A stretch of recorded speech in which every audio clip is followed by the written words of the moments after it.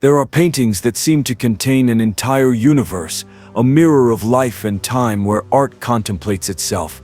None has achieved that miracle with such depth as Las Meninas, the masterpiece that Diego Rodriguez de Silva y Velazquez painted in 1656 during his final years at the court of Philip IV.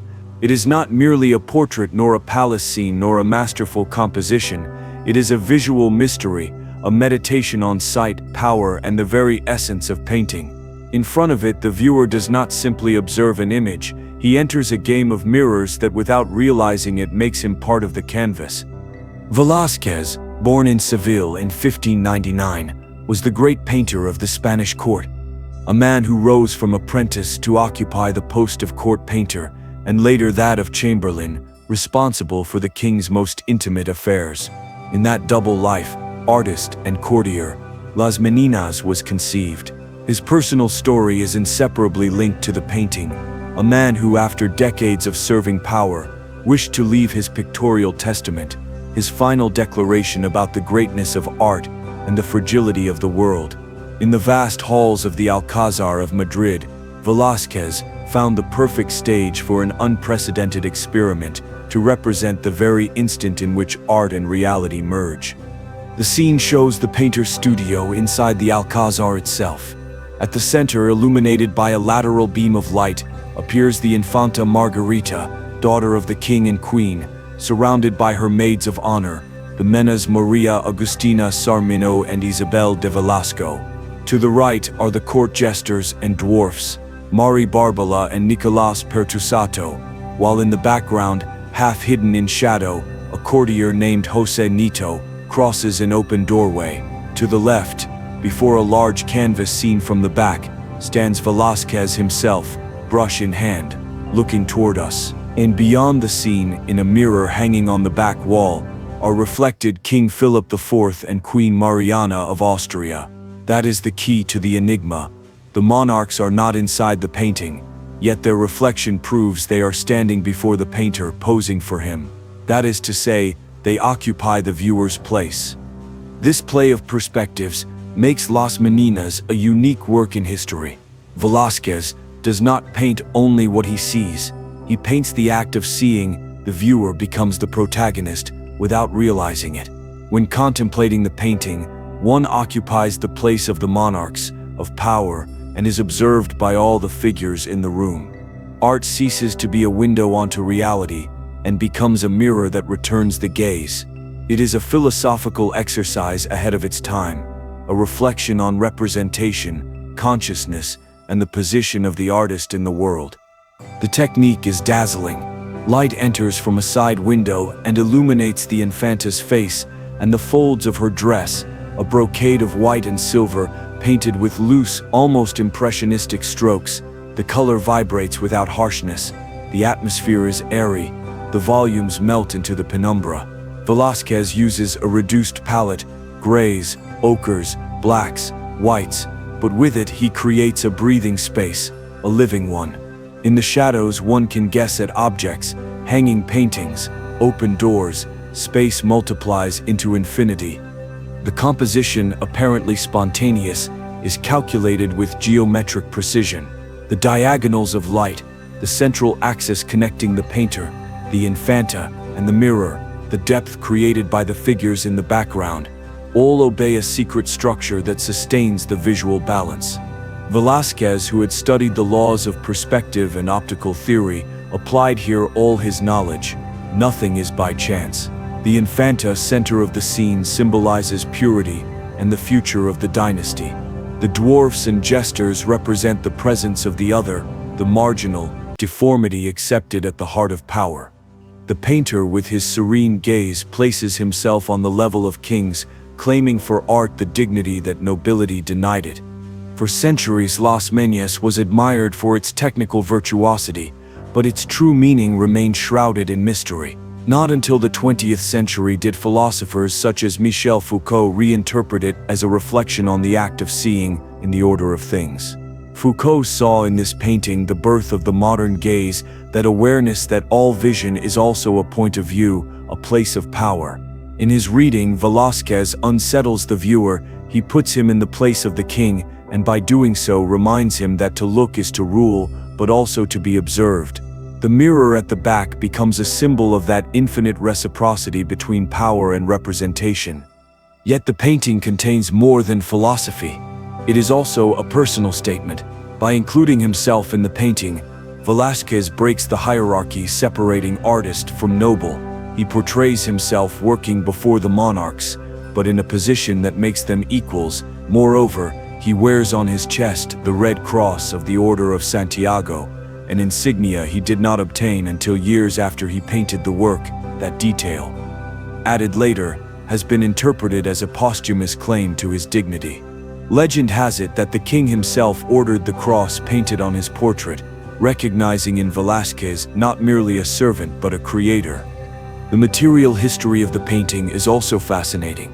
It was painted in the Royal Alcazar of Madrid and remained there until the fire of 1734, from which it was miraculously saved. Later it went to the New Palace, and finally to the Prado Museum, where it has been exhibited since 1818. Over the centuries, it has undergone various restorations, always with great care, because of its importance. In the 19th century, some retouchings sought to enhance the highlights, but in the 20th, a cleaning returned the work to its original, more gray and atmospheric tone. Radiographic studies have revealed small corrections. The Infanta's face was repainted, details of the Meninas were modified, and the painter's figure was adjusted for greater balance. All indicates that Velazquez worked on the painting for months, perhaps years, refining every gesture. Interpretations never cease. Some critics suggest that the scene represents not a portrait, but an allegory of art as a mirror of reality. Others see in it a theological game, the reflection of the monarchs in the mirror as a metaphor for the soul reflecting divinity. There are even those who read in the arrangement of figures a theatrical structure where Velazquez acts as stage director and the viewer as involuntary actor. The painting would thus be a meditation on the fleetingness of the moment, on the impossibility of fixing reality. The political context also matters. Philip IV, aged and weary, had seen his male heir die. The Infanta Margarita was therefore a symbol of hope for the monarchy. Velazquez, who knew well the pains and secrets of the court, offers in Las Meninas a vision of apparent harmony that hides deep melancholy. The light bathes the child as a promise, but the dark background in the open doorway suggests a passage, an imminent disappearance. Beneath its formal perfection, the work is also a portrait of the end of an era.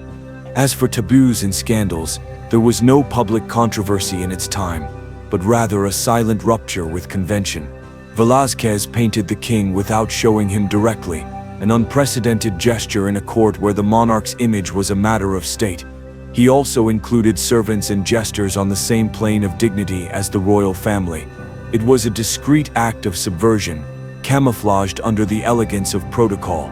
The nobility of the 17th century was not accustomed to being observed as equals, and Las Meninas forced them to see themselves reflected among those who normally remained invisible. Modern criticism has noted that in this painting, Velázquez anticipates concerns proper to modern art: self-reference, awareness of the viewer, the relativity of perception. Each figure seems to look toward a different point, creating a web of gazes that cross and question one another. The result is a living composition that cannot be fixed in a single interpretation. The influence of Las Meninas has been immense. It inspired artists like Picasso, who in 1957 created a complete series of variations, reinterpreting the scene from multiple perspectives, and Dali, who saw in it an almost dreamlike structure. It also influenced filmmakers and philosophers, becoming one of the most analyzed paintings in history. Each era has seen in it a reflection of its own questions: power, identity, sight, representation. Today, contemplating it in the Prado Museum, surrounded by silence, Las Meninas remains an inexhaustible enigma. Its balance between order and mystery, its way of playing with light and space, its ambiguity between the visible and the invisible make the work seem alive. It does not merely represent a palace scene, but the very consciousness of the act of seeing. With a single canvas, Velazquez turned art into thought. He looks at us from the past, brush in hand, reminding us that every gaze creates the world it contemplates, and that the observer is also observed. In that eternal play between the artist's eye and the viewer's eye, Las Meninas continues to breathe, more than 3 centuries later, as the painting that turned mystery into truth. Las Meninas is not only the most studied painting in the Prado Museum, but also one of the most unsettling in the history of art, because it refuses to be fully understood. Each time someone looks at it, it becomes a different experience. There is no single vanishing point, no linear reading. There is instead a constant play of crossed gazes, visual silences, suggested presences, and powerful absences. Velázquez constructed here something that goes beyond painting, a philosophical staging of the human condition, of how we look and how we are looked at, of the role of art in building reality. The first thing that strikes the viewer when standing before the canvas is the sensation of being inside the space.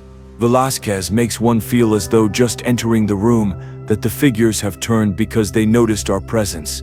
The eyes of the Infanta Margarita are directed forward with the innocence of someone who does not fully understand why she is being watched. The Minas seem to pause their movement for a second. The painter himself looks at us from the far left, as if measuring our reaction. At that moment, the viewer ceases to be a visitor and becomes part of the scene. The painting no longer represents something, it makes it happen. The depth of the painting is a technical marvel. It is created not only by geometric perspective, but by light. That light, entering laterally from an invisible window, organizes the court's hierarchical space, from the clarity enveloping the Infanta, to the shadow where the portraits of the kings hang on the back wall. Each luminous zone corresponds to a sphere of power. The strongest light falls upon the symbol of dynastic continuity, the Infanta. The intermediate, chiaroscuro, embraces the ladies, the dwarfs, and the dog, the court, and the everyday. And in almost total darkness remains the background, where the courtier, José Nito, opens a door toward another dimension, a door many have interpreted as the exit from reality or the entrance to consciousness. That open door is one of the great mysteries of art, a threshold letting air, time, and thought flow. The mirror's reflection at the back is the philosophical heart of the painting. In it appear the monarchs, but they are not within the represented space. They are outside, in the viewer's place. Thus Velázquez establishes a paradox. We occupy the seat of power. The painting places us in the position of the monarch, at the invisible center of all gazes. That inversion of hierarchies is no accident. Velázquez, who fought all his life for the dignity of the artist, wished to say that the creator, in observing the world, also becomes sovereign of his own vision. The mirror not only reflects the kings, it also reflects the spectator, turning us into part of the power system the painting represents. It is at once a real, symbolic, and metaphysical mirror. Through this visual device, Velázquez poses questions still contemporary. What is reality when mediated by sight? Is art a reflection or a construction? Where does the observer's power end and the creator's begin? In Las Meninas, everything seems to interchange. The observed look, the observer is observed, the painter paints but also paints himself, the painting doubles within itself. It is a loop without exit that turns visual experience into a meditation on consciousness. The Infanta Margarita, barely 5 years old, becomes the axis of the universe. Her figure, surrounded by light, is both real and symbolic. Childhood, purity, the continuity of lineage, but also innocence imprisoned within protocol. If one looks closely at her face, there is a trace of melancholy in her expression, as if she sensed the destiny history would grant her, to be sent years later to Austria, to marry for reasons of state, to die young, to become another sacrifice of monarchy. Velázquez seems to intuit this. He places her at the center, surrounded by adults who serve and contain her, yet she looks outward, toward the space we occupy. It is a gaze that seeks to escape the canvas, a gaze not yet tamed by the weight of power. Around her, the secondary figures come alive.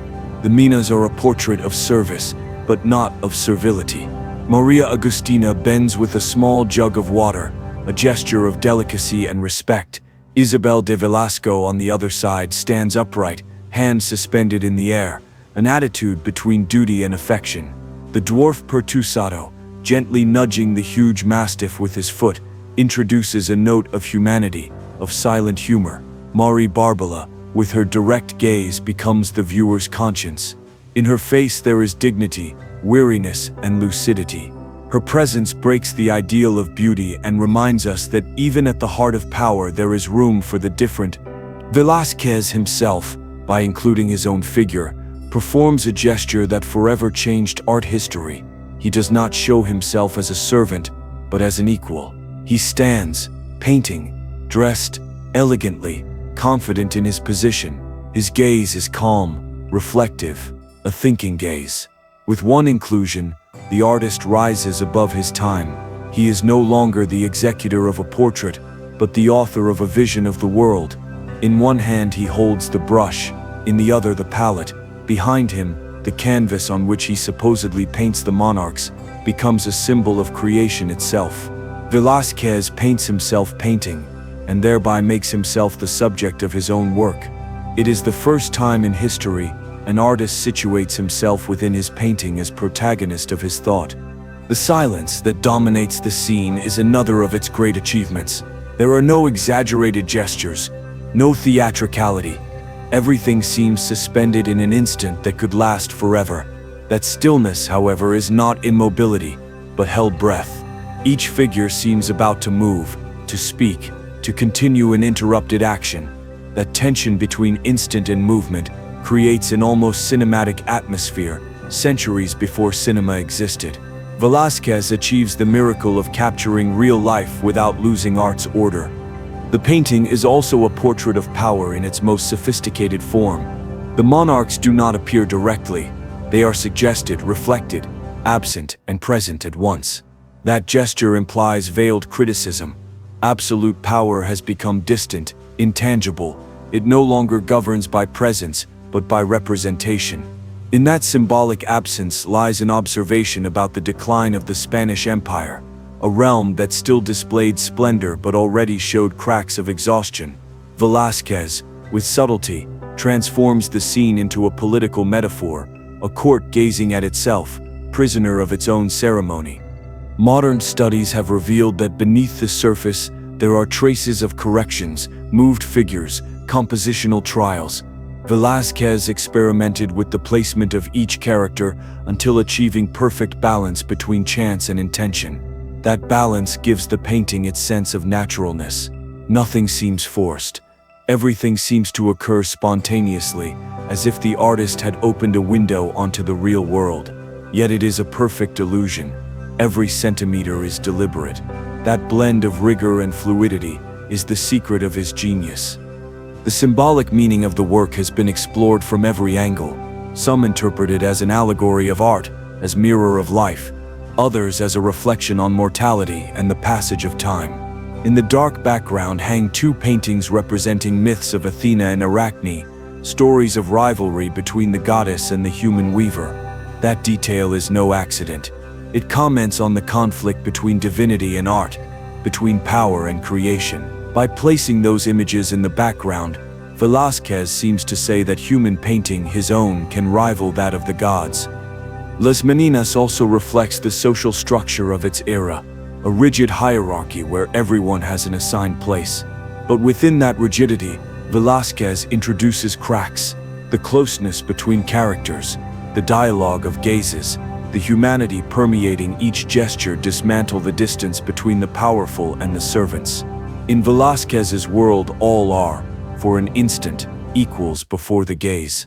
That humanization of the courtly environment was a silent revolution, a poetic form of resistance within the system that sustained him. The painting's restoration has always been a matter of concern. In the Prado's conservation studios, experts discovered how layers of varnish applied in past centuries altered the original tonality, darkening the backgrounds and changing the light. In recent restorations, part of its silvery gray atmosphere has been recovered, that soft glow Velazquez achieved by layering almost transparent glazes. The canvas, more than 3 meters high and nearly 3 wide, continues to astonish by its scale, not only its physical size, but the conceptual immensity it contains. If observed closely, everything in Las Meninas is built on the contrast between visible and invisible. The mirror shows what is not there. The background reveals what light conceals, and the artist turns his back while looking at us.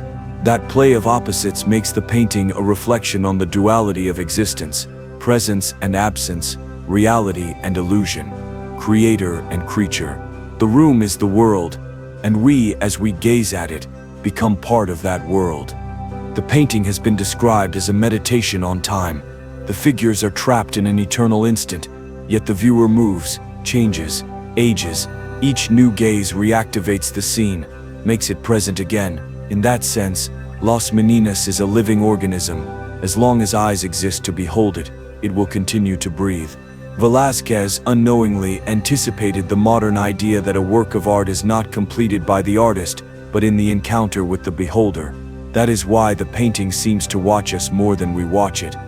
It also contains a reflection on art itself. Velazquez asks what it means to paint, to reproduce reality, or to reinvent it. His answer is clear: to paint is to think. Each brushstroke of his is pure thought, visual reasoning. By including his own portrait within the scene, he elevates the figure of the artist to that of philosopher. His serene and confident gaze is not that of a craftsman, but of someone who has understood the power of art to create worlds. With a single canvas, Velazquez transformed the status of the painter and opened the path to modernity. Today, when we behold Las Meninas, we feel the painting watching us from 3